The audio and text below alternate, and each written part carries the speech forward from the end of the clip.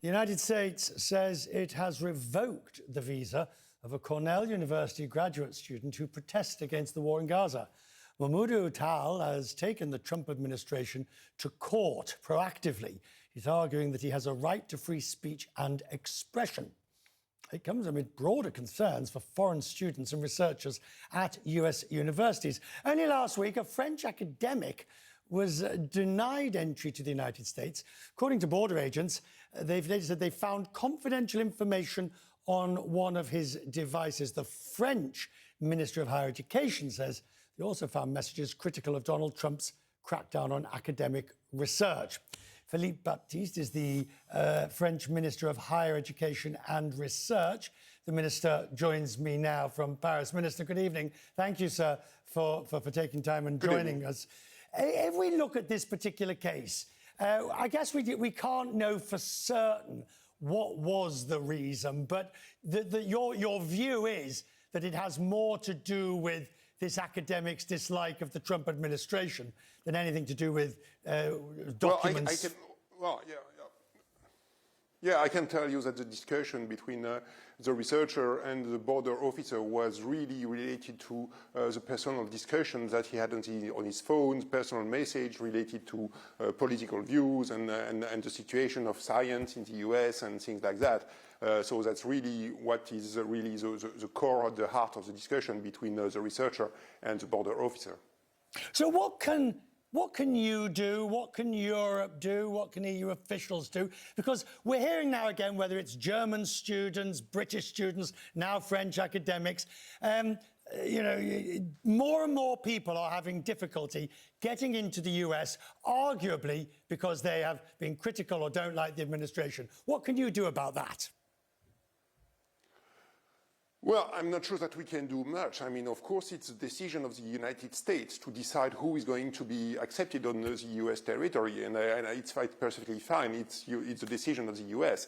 But it's worrying because, I mean, we really push forward for freedom, of course, of opinion, freedom, of course, academic freedom, freedom of research, and this is really part of the core value of our, of course, of French in university, but of European universities, and we are really ready to. We really think it's absolutely essential. And we are a bit worried by what's going on today. I mean, not only on this question of admission of people, but mostly on what's going on today on research and on scientific programs in the US. Wherever we look, the ramifications, whether it's USAID or academics or universities, are feeling the effect. So let's turn to the advantage for Europe. Is there an opportunity for Europe to pick up the slack, to fill the space, to invest more? Well, yeah, I mean, for sure. I mean, it's a kind of wake-up call for Europe and for our autonomy in research and for the fact that we have values and we want to defend these values, for sure. But I mean, it comes in second, I would say. The first thing I want to say is that before an opportunity, it's a problem for research and for science worldwide because, I mean, the US have been really leading the way in terms of science and research. And, I mean, all of our organizations worldwide, I mean, all scientific researchers, we have been working jointly together on joint programs with our American friends, with joint researchers in American universities. And the fact that, I mean, suddenly, I mean, many programs just fall down or are being cut abruptly, I mean, that's a real problem for research worldwide. I was a researcher, I've been working in the US, I've been working for American universities and American companies as a researcher, but like many other friends, I mean, researchers worldwide, we are really worried by what's going on. So let me ask you, we had earlier in the programme Alex Stubb, the president of Finland. We had him on this programme, and I asked him, and I'm asking you the same question. At what point do you think reality arrives in Europe when you realise that today's America, US, is not the US you knew?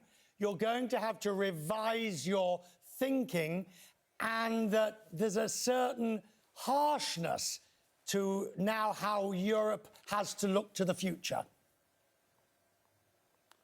No, I mean, for sure, I mean, that's a huge change for us. I mean, because, I mean, to be honest, I would have not expected to have to say these things one day, because, I mean, right.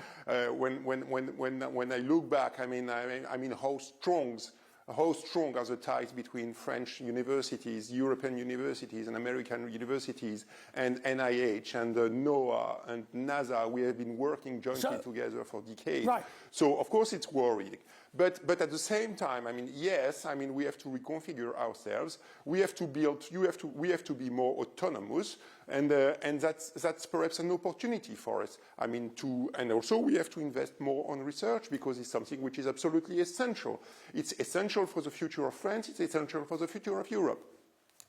In other words, Europeans and others have to come out of denial about what the future may look like.